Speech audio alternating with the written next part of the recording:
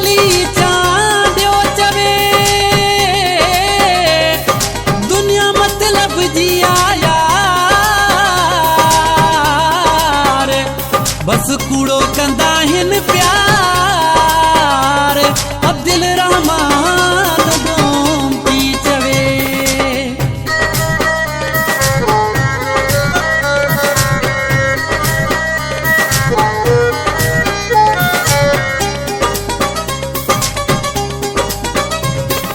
जंहिंखे असां पंहिंजी रत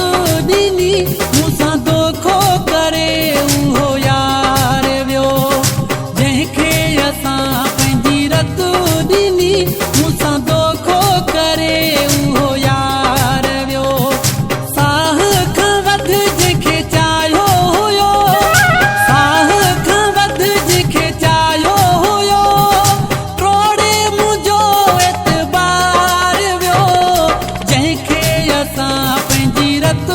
ॾिनी मूंसां दोखो करे सो यार वियो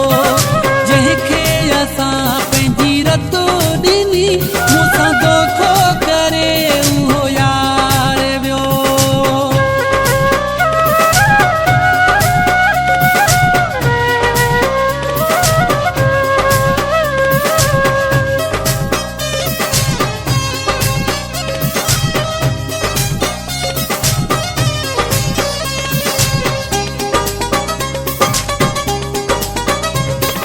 मतलब जी दुनिया मतलब जी यारी अॼुकल्ह रही यारी चाहे वारी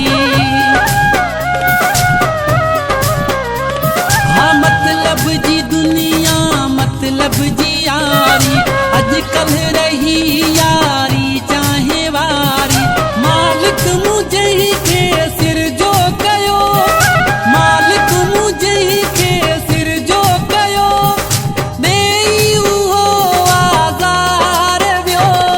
जंहिंखे असां पंहिंजी रत ॾिनी मूंसां दोखो करे उहो यार वियो हा जंहिंखे असां पंहिंजी रत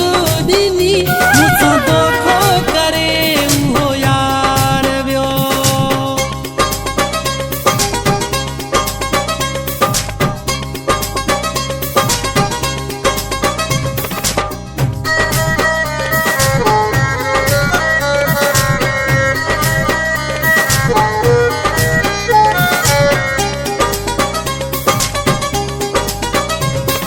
समझी वियासे नाहे कोई कंहिंजो चवंदो त आहे हर कोई पंहिंजो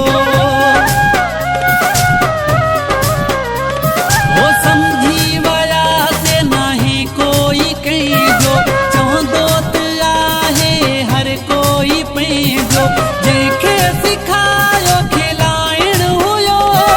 जंहिंखे सिखायो खिलाइण हुयो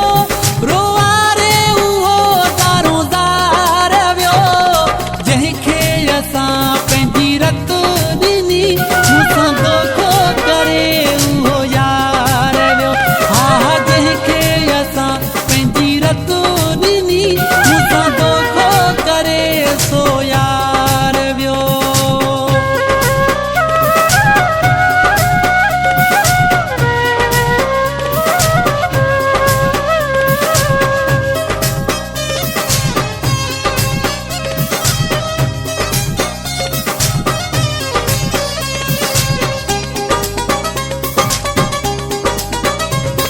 उदासी माशूक